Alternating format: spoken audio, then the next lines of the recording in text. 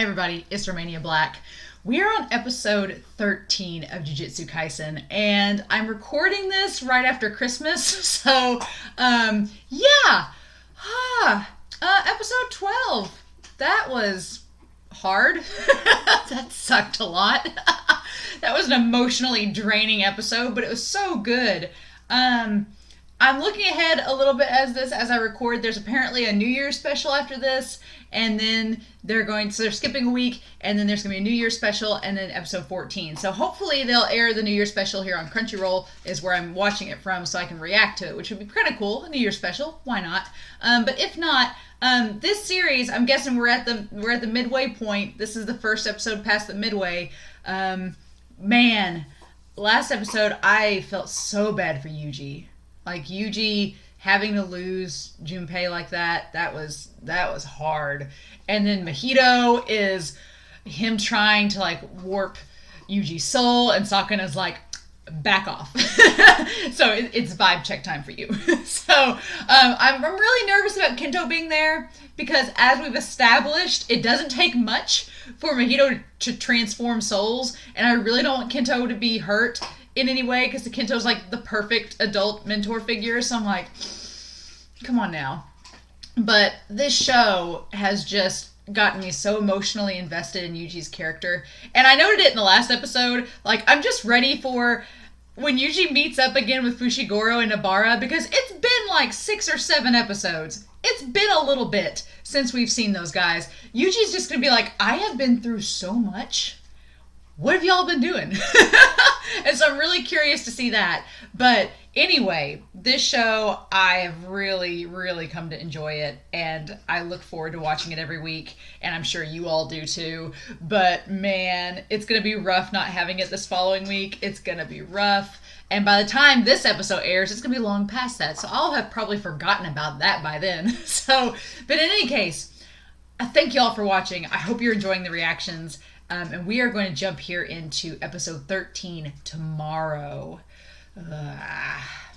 I don't get good vibes from this episode, but if it's Mahito versus Kento and Yuuji, I'm pretty excited. So we're going to start this episode here in 5, 4, 3, 2, 1. Let's go.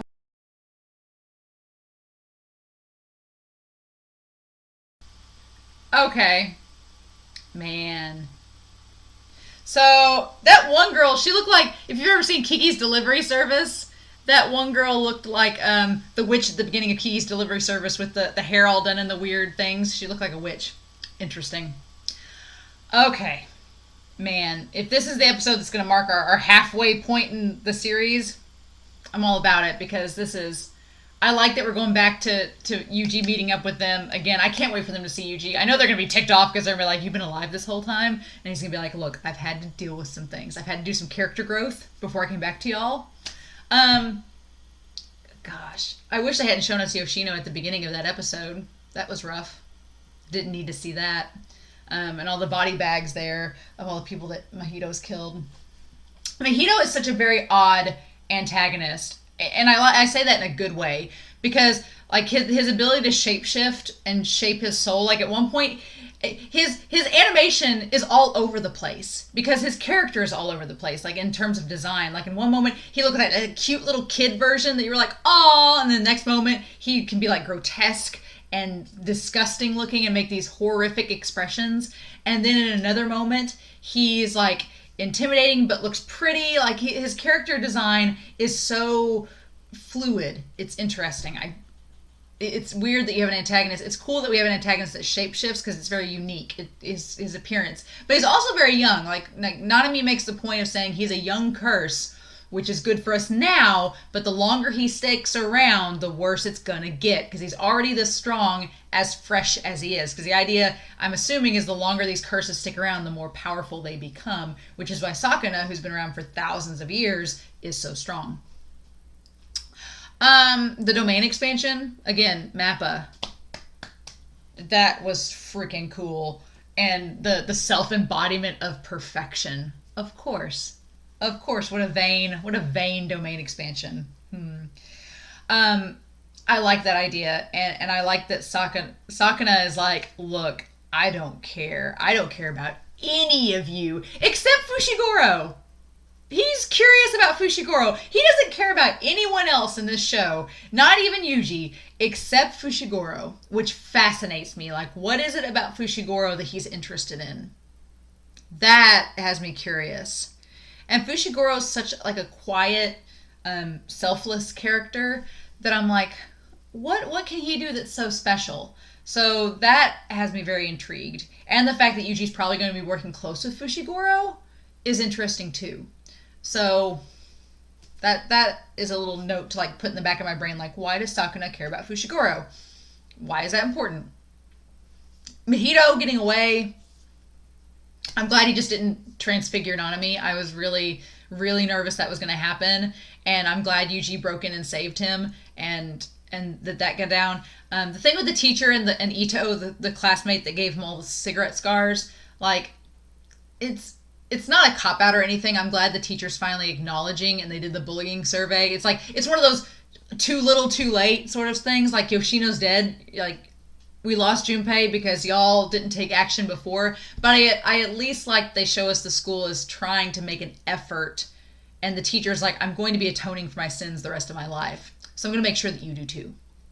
I like that there's at least the acknowledgement that someone's trying to do something. It's a little late. Didn't help him. Could have been prevented a long time ago, but at least they're trying now, which will probably have positive repercussions in the future. Nanami? Dude!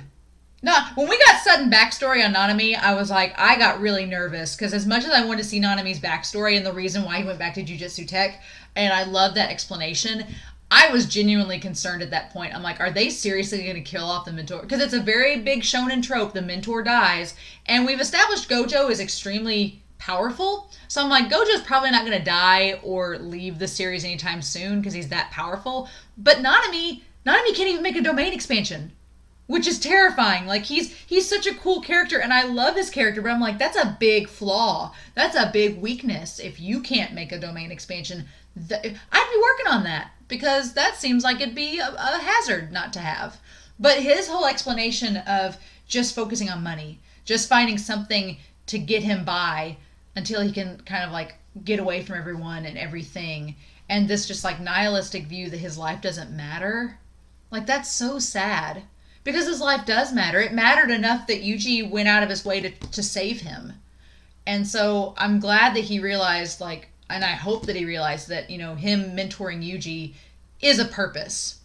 And he finally does understand the purpose of being a jujutsu sorcerer when that girl had that gross curse on her shoulders, and he was like, he just exorcised it, and then he realized when she said thank you that he's like, maybe I do have a purpose, and it's helping others. Kind of like what Yuji's doing. So I thought that was such a cool connection to make.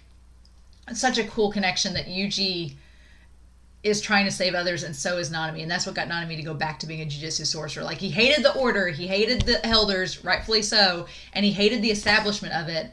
Jujutsu sorcerers are shit.